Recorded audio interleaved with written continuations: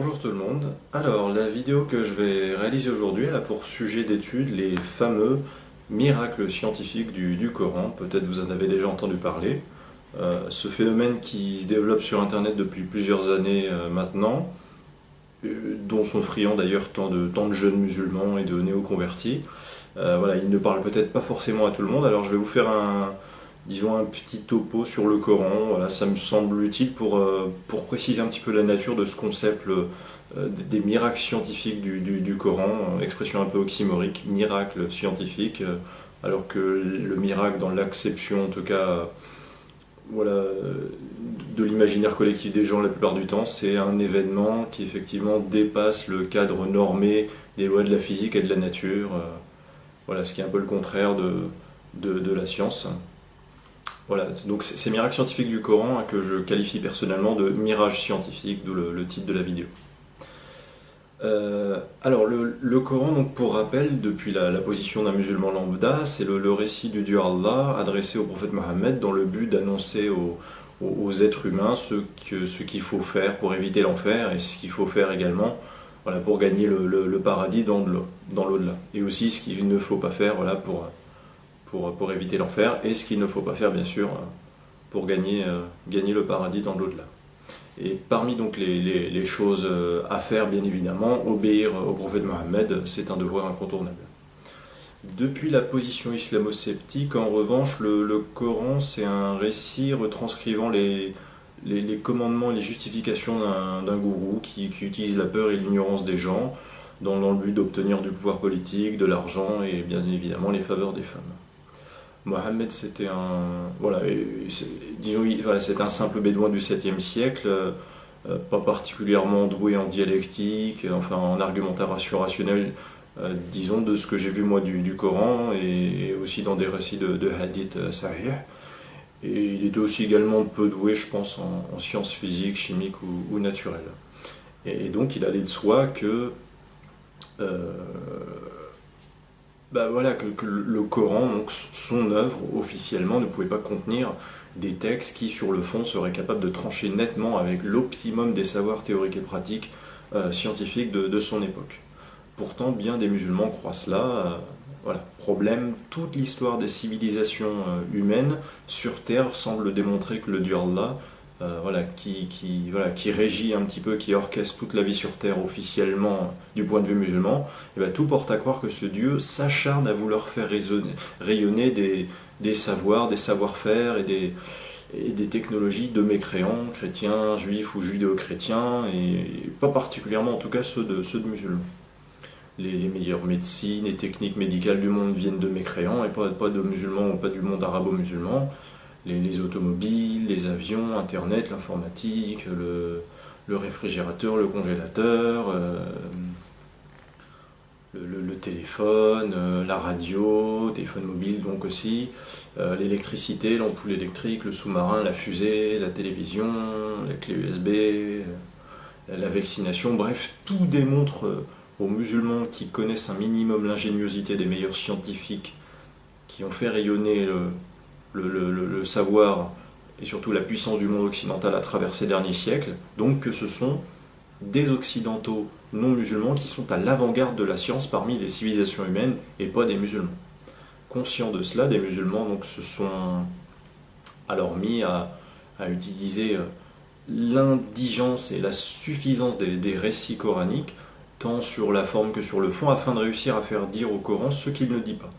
Ainsi est née l'arnaque du concept des miracles scientifiques, qui est une entreprise visant par concordisme à tenter de faire coïncider les textes du Coran avec des récits factuels ou voilà, des récits factuels donc sur des théories ou des outils scientifiques découverts au cours des 20e ou 21e siècles, mais en tout cas pas au 7e siècle après Jésus-Christ.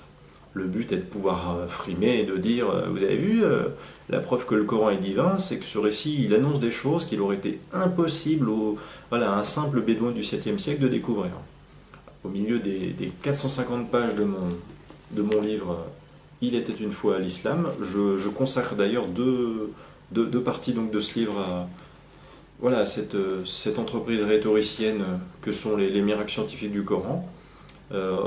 Ça correspond à la totalité du second sous-chapitre du chapitre 2 de mon livre et également à une partie du troisième sous-chapitre du chapitre 3 de mon livre. Voilà, parce que j'ai remarqué effectivement que ces dernières années, voilà, les convertis à l'islam en France fanfaronnent dans leur grande majorité sur ce concept pourtant fallacieux qu'est les miracles scientifiques, et ça me semblait assez utile, voilà, de pouvoir essayer de démonter un petit peu cette fumisterie. Beaucoup de vidéos sur les miracles scientifiques du Coran ont été vues par voilà, des centaines de milliers de personnes sur YouTube. J'en ai disséqué une pour vous notamment, vue plus de 500 000 fois déjà, et très plébiscitée par beaucoup de musulmans. Nous allons vous prouver si le Coran vient bien de Dieu. Car comme il a été dit, si celui-ci provient de Dieu, il doit contenir des miracles. Et si vous lisez le Coran, vous verrez qu'il contient des informations qui ne pouvaient être connues à l'époque, c'est-à-dire il y a 1400 ans. Mohamed était un homme qui vivait en plein milieu du désert d'Arabie, là où la technologie n'existait pas. À cette époque, il n'y avait pas d'électricité, aucun appareil électronique, rien de tout ça. Les gens vivent de la terre, se déplacent en chameau. Personne n'avait inventé ou même pu imaginer les choses telles que les sondes, les scanners, les satellites, etc. Mais qui a inventé tout ça? Les mécréants du monde occidental, bien évidemment. Quels hommes ont eu la meilleure capacité au cours de ces derniers siècles à transformer les savoirs théoriques en objets ayant des implications pratiques utiles, voire salutaires pour la santé et la vie des gens?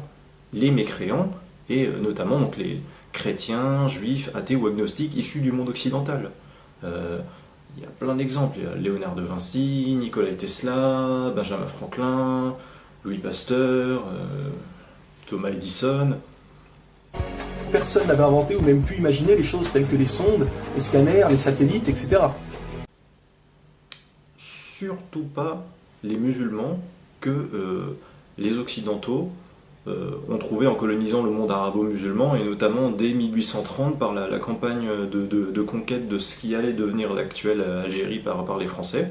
Bref, la colonisation de terres où les musulmans locaux ont fait comme ceux partout ailleurs, pardon de le dire, mais ils ont figé le Moyen-Âge à tout jamais. Alors j'entends déjà d'ici voilà, qu'on va me sortir les grands classiques. Attends, ce sont les Arabes qui ont inventé les mathématiques, les Arabes qui ont inventé la médecine, les Arabes qui ont inventé l'astronomie. Alors déjà, moi je ne raisonne pas comme un tribaliste. Si un Arabe commet un crime en France, je ne dis pas que les Arabes sont des criminels. Si un Arabe vole, je n'en déduis pas que les Arabes sont des voleurs. De la même façon, si un Arabe, pas nécessairement musulman d'ailleurs, découvre une invention, ou je sais pas moi, un élément chimique de la table de Mendeleïev, je ne dis pas que c'est les Arabes qui ont fait ça.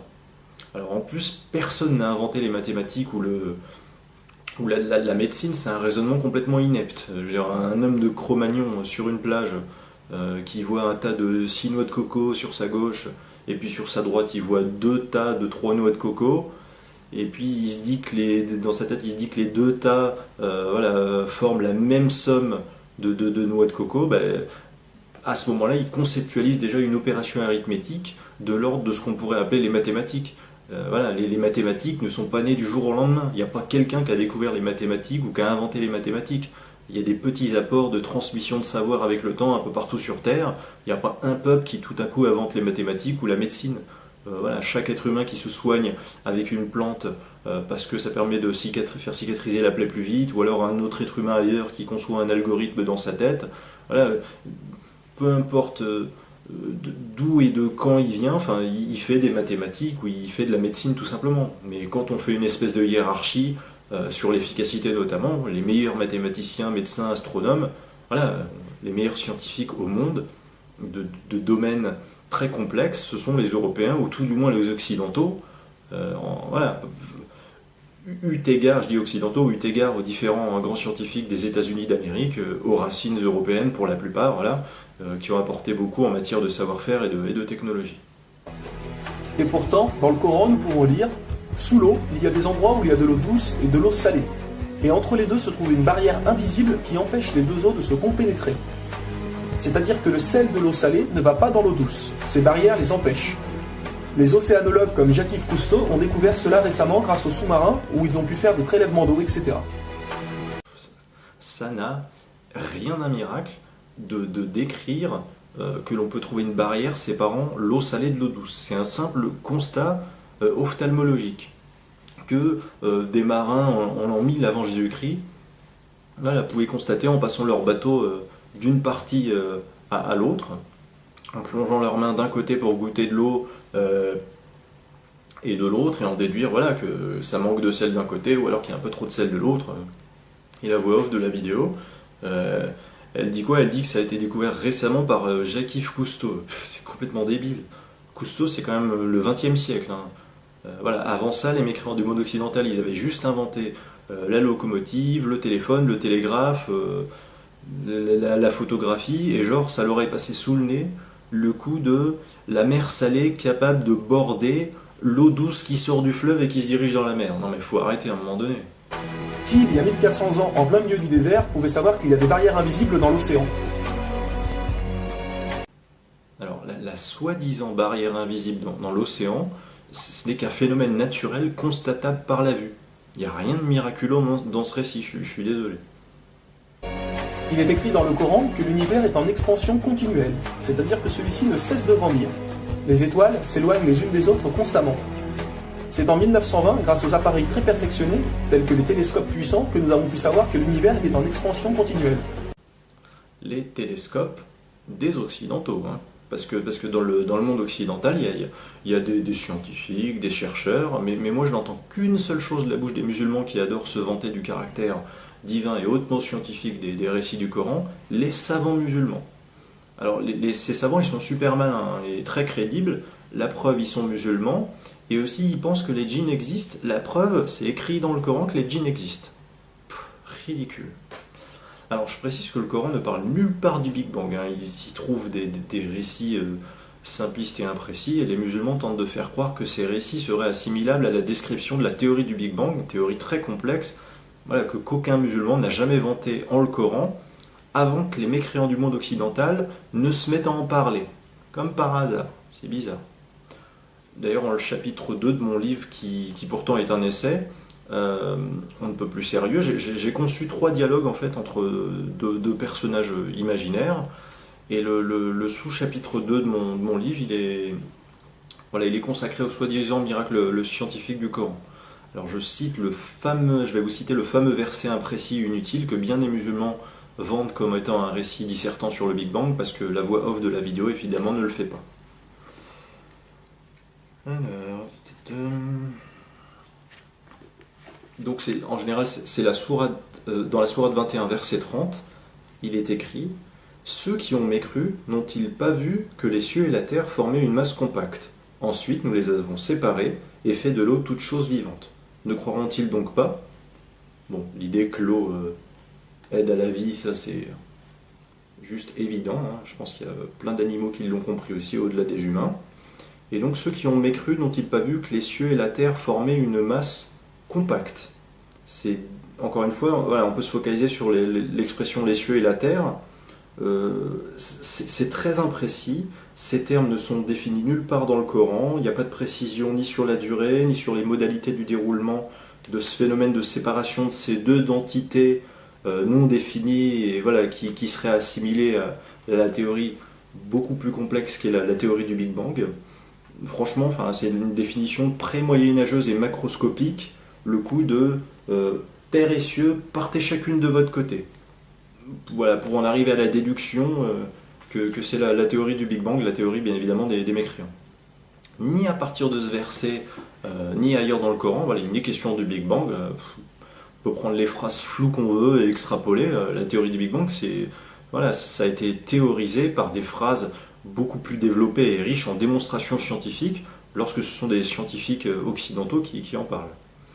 Dans le Coran, les seuls objets d'étude cosmologique que l'on trouve, je précise par ailleurs, c'est la Terre, la Lune, les cieux, le Soleil, les étoiles. Voilà. Si vraiment Allah il voulait nous impressionner ou se démarquer de simples constats ophtalmologiques accessibles à n'importe quel chimpanzé qui pouvait voir de lui-même la Terre, la Lune, les étoiles, le Soleil ou le ciel depuis le 7e siècle après Jésus-Christ, eh ben, l'auteur du Coran il aurait dû voilà, décrire au moins la nature des différentes planètes qui gravitent autour du Soleil, voilà, ou ou alors voilà, la nature de ce qu'était l'univers spatio-temporel à son origine, avec un exposé clair et détaillé, et pas avec deux, trois pauvres phrases imprécises et simplistes. Qui, il y a 1400 ans, pouvait connaître cette information? Nous savons aujourd'hui que les montagnes sont comme des piliers et possèdent des racines.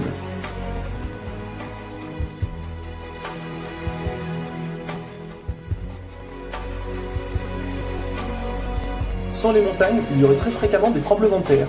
Nous savons grâce aux récentes découvertes qu'elles servent à la stabilisation de l'écorce terrestre. Qui, une nouvelle fois, il y a 1400 ans, pouvait savoir que les montagnes étaient ancrées comme des piliers et que ceux-ci servaient à la stabilisation de l'écorce terrestre? Encore le coup de grâce aux récentes découvertes. Bon, en fait, j'ai l'impression que le but de cette vidéo, c'est de vanter les découvertes des Occidentaux et ensuite de les faire approprier voilà, par le Coran. Franchement, enfin, on peut voir ce que le Coran dit au sujet des montagnes. Ça n'a rien de miraculeux scientifiquement et ça jette même plutôt l'opprobre sur le Coran. Alors, j'en parle dans mon livre.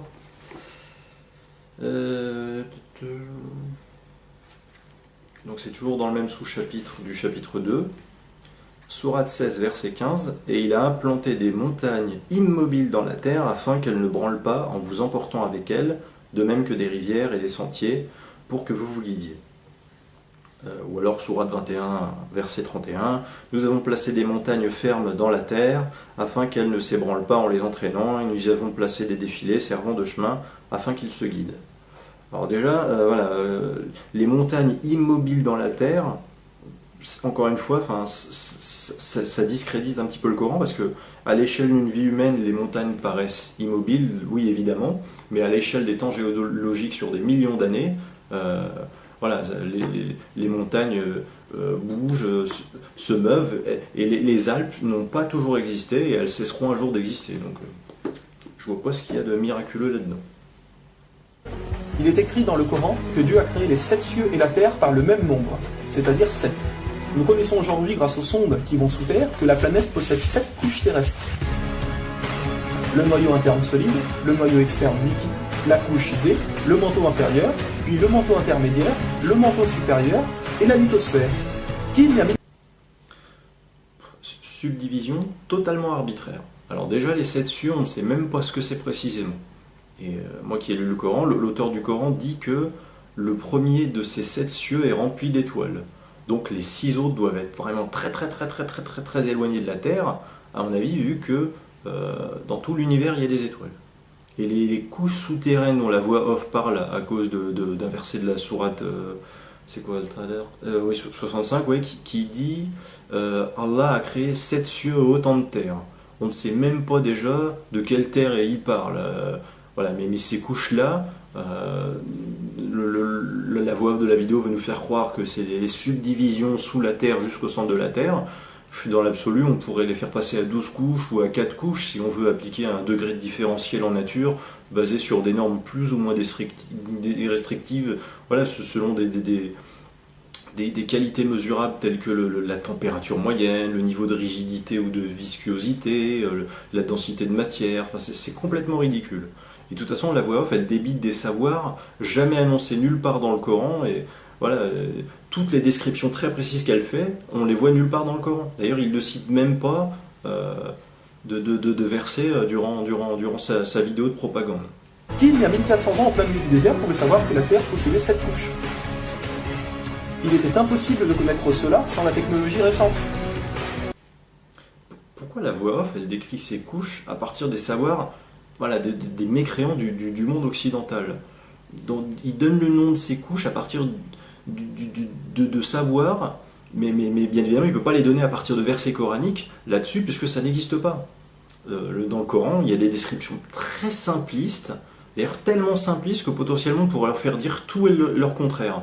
Et Allah, il aime bien caser d'ailleurs le chiffre 7 comme, voilà, par fétichisme numérologique. Vous vous en rendrez compte si vous avez l'occasion de lire le Coran.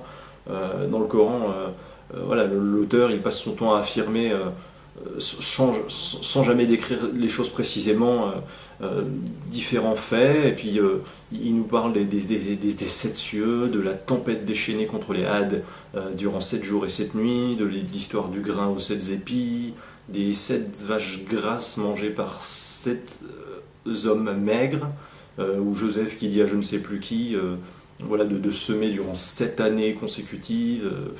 Qui, il y a 1400 ans, en plein milieu du désert, pouvait savoir que la Terre possédait 7 couches? Il était impossible de connaître cela sans la technologie récente.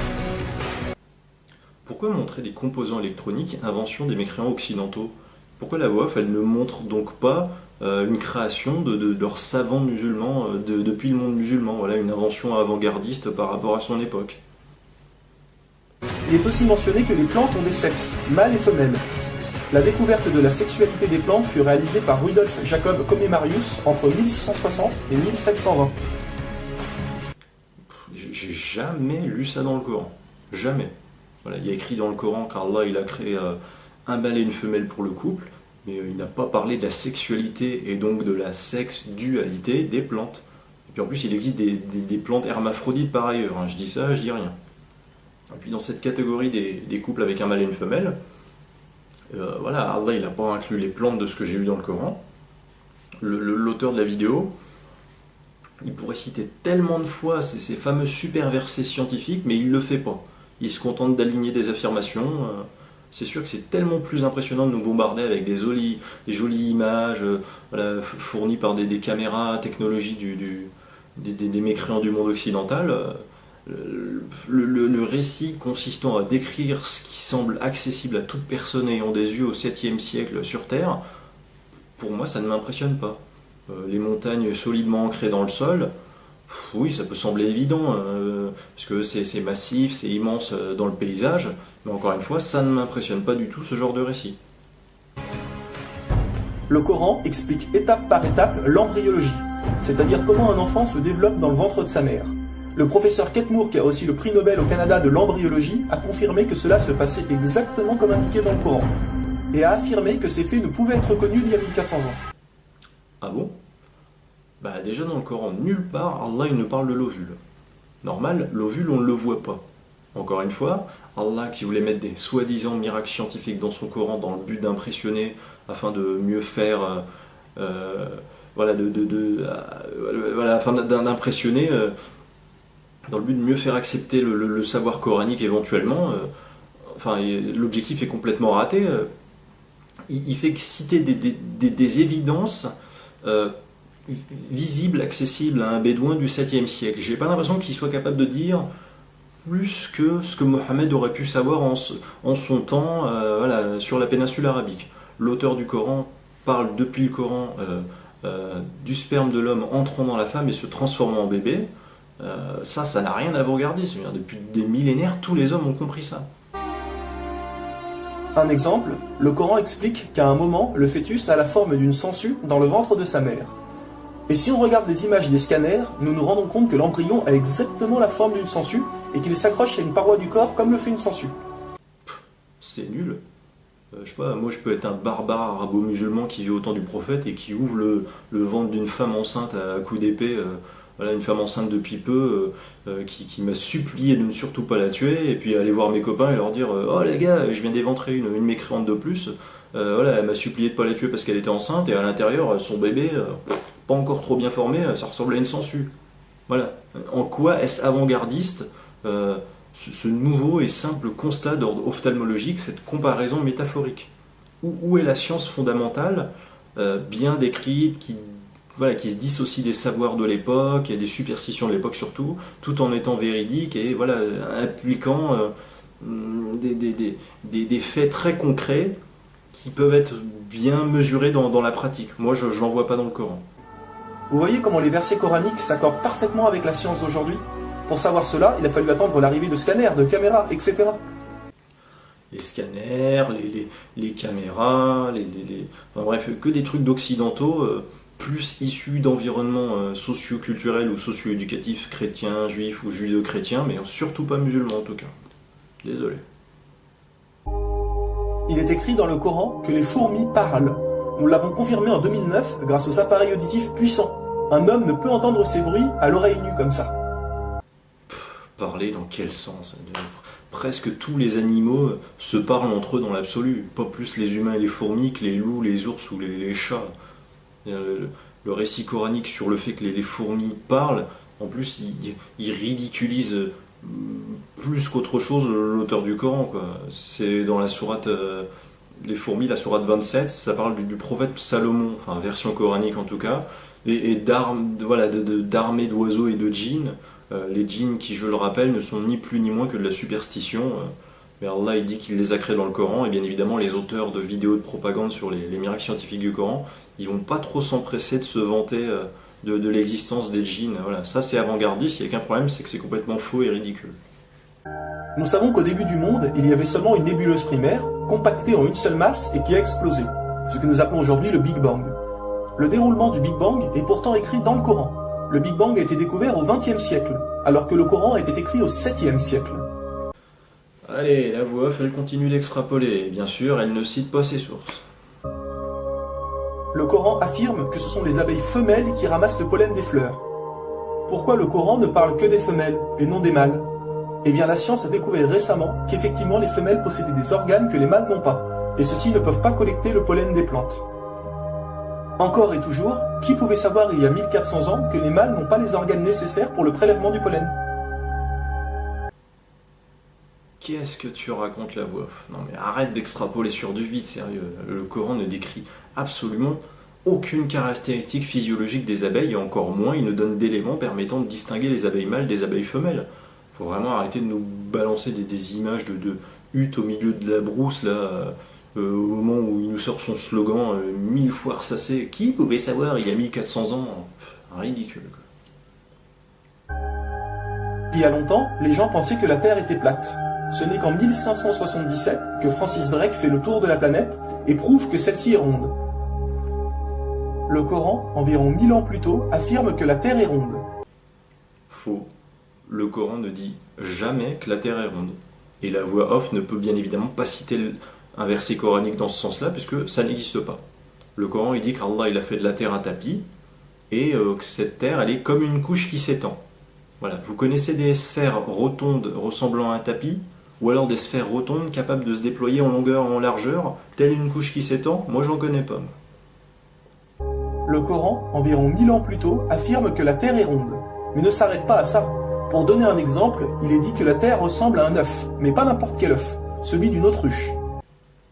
La Terre qui ressemblerait à un œuf d'autruche selon le Coran? Franchement, en toute bonne foi, j'ai jamais lu cette comparaison nulle part dans ce livre. Faut vraiment arrêter de mentir, ou alors citer des passages du Coran que vous mettez en avant la voix off, parce que là, partez dans un grand délire. J'ai jamais lu cette comparaison. Et si vous regardez un œuf d'autruche, vous verrez qu'il n'est pas tout à fait rond, mais qu'il est aplati en haut et en bas. Celui-ci est de forme géosphérique. Et nous savons aujourd'hui que la Terre non plus n'est pas tout à fait ronde, mais qu'elle est aplatie au niveau des pôles. Et donc qu'elle est également de forme géosphérique. Tout ce que nous savons des sciences géologiques aujourd'hui ont pour base les savoirs de mécréants occidentaux. Tiens à le préciser. Et si vous regardez un œuf d'autruche, vous verrez qu'il n'est pas tout à fait rond, mais qu'il est aplati en haut et en bas. Celui-ci est de forme géosphérique. Et nous savons aujourd'hui que la Terre non plus n'est pas tout à fait ronde, mais qu'elle est aplatie au niveau des pôles. Et donc qu'elle est également de forme géosphérique. Qui, il y a 1400 ans, pouvait savoir que la planète Terre était géosphérique? Allez, rebalance-nous toutes les images de huttes de Touareg avec ta musique de cours de yoga. Soyons honnêtes, qui, il y a plus d'un millénaire, pouvait faire toutes ces affirmations sans aucune technologie? Rendez-vous compte, à cette époque-là?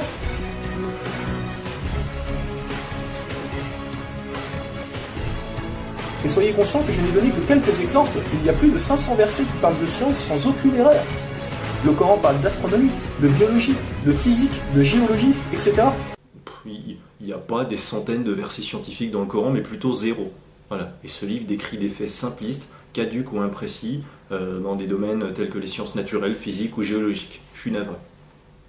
Le Coran ne comprend pas seulement des miracles scientifiques, mais des miracles linguistiques ou numériques. Par exemple, le mot terre apparaît 13 fois dans le Coran, et le mot mer apparaît 32 fois. Additionnez 13 plus 32, cela vous donne 45. Si l'on met cela en pourcentage, 32 fois le mot mer sur 45 donne 71%. Et c'est exactement le pourcentage que la mer recouvre sur la surface de la Terre. La mer recouvre 71% de la surface de la planète. Et 13 sur 45 donne 29%. Et c'est exactement le pourcentage que représente la Terre sur la surface de la planète. Ah bon? Bah moi, c'est bien, j'ai trouvé... J'ai pris un décompte, je l'ai mis dans mon calepin. Donc l'occurrence mer au singulier, je l'ai trouvé 29 fois. Et terre, 378 fois. On est très loin du rapport de proportion 29 contre 71 par rapport à la somme totale représentant une base 100.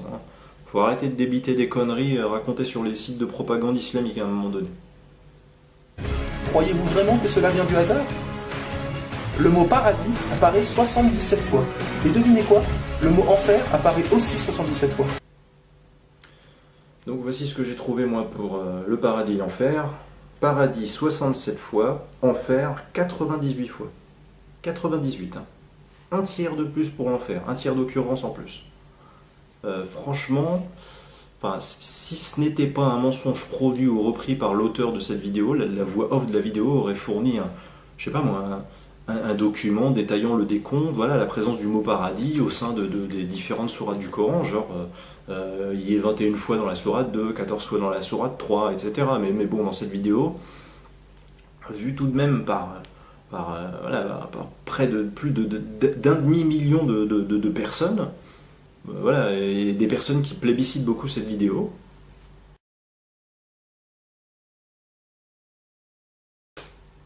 bah, je suis désolé, hein, la voix off, elle se contente d'enchaîner des affirmations, mais elle ne prouve pas grand-chose en se servant du Coran pour l'instant.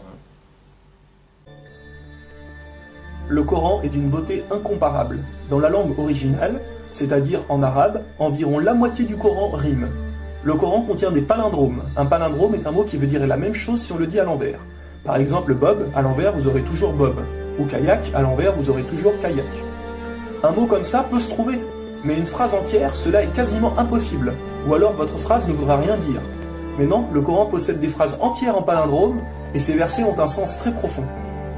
Eh bah cite-les-nous, tes phrases palindromes, au lieu de nous faire languir, là, enchaîner les prétentions, jamais appuyées par la moindre citation coranique. Il en a trouvé plein, éventuellement, bah qu'il les cite alors. Je vais donner un dernier exemple avant de conclure. Vous allez vous rendre compte de l'extraordinaire précision du choix des mots. Dans un verset, Dieu dit qu'il n'a pas doté l'homme de 2 cœurs. Pourtant, un peu plus loin, Dieu parle aussi des femmes. Alors pourquoi il ne dit pas « je n'ai pas doté l'être humain de 2 cœurs » Pourquoi ne parle-t-il que des hommes, puisque les femmes sont mentionnées après? Quand nous lisons tout le passage, nous nous rendons compte que Dieu ne parle pas au sens littéral, mais au sens figuré. Il explique que l'homme ne peut pas être croyant ou non-croyant, c'est l'un ou l'autre, les deux ne peuvent pas coexister. Ou on a la foi, ou on l'a pas. Mais si nous prenons ce verset au sens littéral, est-ce vrai? Oui, bien sûr, l'homme ne possède qu'un seul cœur. Mais pour les femmes, elles peuvent être enceintes, n'est-ce pas? Et quand elles sont enceintes, combien de cœurs possèdent-elles? Vous vous rendez compte de ça? Si Dieu avait mis l'être humain au lieu du mot homme, un petit malin aurait pu dire « Hé, il y a une contradiction. Si on prend cette phrase au sens littéral, la femme peut avoir 2 cœurs quand elle est enceinte. » Mais non, même au sens littéral, cette critique est impossible. Que ce soit au sens littéral ou figuré, le Coran est inattaquable. C'est quoi ce raisonnement tordu?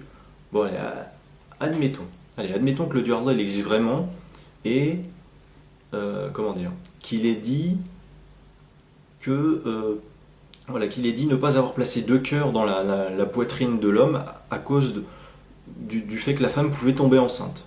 Et donc, il a dit ça car le corps d'une femme enceinte, d'un bébé humain forcément, du coup ce corps-là contiendrait plus d'un cœur. En quoi est-ce miraculeux? N'importe qui peut penser à cette métaphore ou à cette réalité factuelle de toute façon. Enfin, tout le monde peut arriver à cette conclusion. Il n'y a pas besoin d'être un génie en sciences. Moi, si j'enferme un mec dans une pièce et qu'il est le seul être vivant dans cette pièce, alors il n'y aura qu'un seul cœur dans cette pièce. Si j'ajoute un second mec dans la pièce, voilà, il n'y aura plus d'un cœur dans la pièce. Qu'est-ce que ce récit trivial et ennuyeux à mourir peut produire qui viendrait à tutoyer la valeur des meilleurs savoirs des scientifiques du monde occidental? Bref, en tout cas, je tiens quand même à ajouter que dans le Coran, le Dieu Allah, il ne parle jamais du cerveau humain, mais vraiment jamais.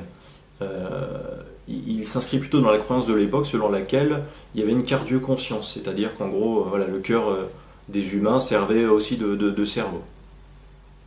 Et du coup, donc, il avait l'occasion éventuellement de se démarquer de l'optimum des faux savoirs humains de l'époque en ce qui concerne le cœur, au 7e siècle donc, mais il a préféré lancer des dizaines de versets coraniques où il est dit, voilà, très explicitement que les hommes pensent et raisonnent avec leur cœur et qu'ils peuvent même ressentir des états d'âme passionnels ou émotionnels provenant de ce cœur, voilà, et donc pas du cerveau.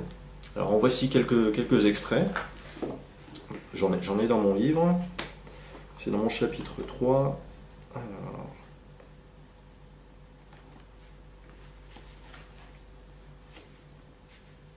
Donc c'est des extraits du Coran. Allah il dit, Allah il connaît fort bien le contenu des cœurs.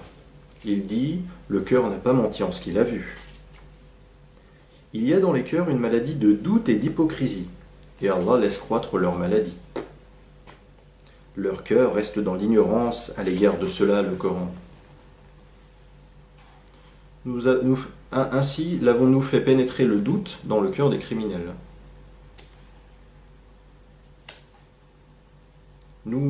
Et nous enlèverons toute la rancune de leur poitrine. Et alors, deux passages que j'aime beaucoup, ce sont des énumérations. Donc c'est dans la sourate 7 du Coran. Ils ont des cœurs mais ne comprennent pas. Ils ont des yeux mais ne voient pas. Ils ont des oreilles mais n'entendent pas.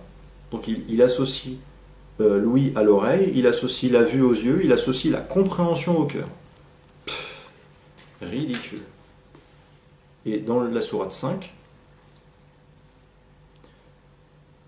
ceux qui ont dit nous avons cru avec leur bouche sans que leur cœur ait jamais cru. Miracle scientifique, zéro. Vous avez bien la preuve que le Coran ne peut que venir de Dieu et non d'un être humain. Comment se fait-il que la technologie d'aujourd'hui, la plus développée qui soit, ne puisse créer un seul animal ou plante? Ce que Dieu a créé, nous sommes incapables de le réaliser. Tout ce que nous construisons ne sont rien en réalité face à la nature. Dieu dit dans le Coran, pour ceux qui recherchent des preuves, regardez autour de vous, regardez la nature, l'être humain, l'eau, le soleil. Il y a là des preuves pour ceux qui réfléchissent. Waouh, il nous en a mis plein la vue à la fin de la vidéo, là, on dirait la bande-annonce d'un blockbuster hollywoodien. Alors malgré cela, moi je comprends vraiment pas, voilà, que des niais en quête d'identité collective puissent tomber dans le piège des miracles scientifiques du Coran. Qu'est-ce que vous cherchiez à montrer aux gens à qui vous avez diffusé, au cadre du FN, à qui vous avez diffusé cette vidéo exactement? Alors, l'intérêt on va dire, en mettant cette vidéo, c'était clairement pour les gens aujourd'hui, quelqu'un qui se convertit à l'islam, s'est rattaché tout de suite, on va dire, l'actualité, surtout la géopolitique, avec le djihadisme. Pour moi, c'était un petit peu de montrer quelque chose d'iconoclaste, dans le sens que le Coran, finalement, on connaît, on va dire, les choses qui font polémique avec le djihad, mais ces éléments sur la science, peu de personnes les connaissent. Donc, finalement, c'était de montrer ça. Quand même, vous n'êtes pas naïf. Bien sûr qu'il est naïf. Oui, il est naïf. Les conversions à l'islam, j'en parle un petit peu dans le chapitre 4 de mon livre « Il était une fois l'islam ». Et franchement, Maxence Butet, il me semble vraiment être un cas d'école, quoi. Dans son ignorance, dans sa satisfaction à laisser d'autres penser, analyser et conclure à sa place sans doute. Voilà, c'est-à-dire sa capacité à avaler les conneries des miracles scientifiques du Coran, mais aussi dans son zèle de converti, culpabilisant sans doute de ne pas être musulman depuis tout petit, contrairement à ceux qui le côtoient et qui l'ont influencé. Voilà, et du coup, il se sent peut-être obligé d'adapter son sens moral à celui du prophète Mohammed, quitte à devoir tolérer le pire, genre la lapidation.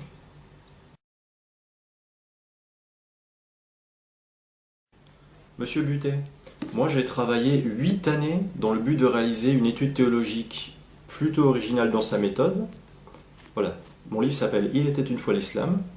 Je ne ferai appel ni à votre sens moral, ni à vos émotions d'endoctriner, juste à votre raison si vous voulez le lire.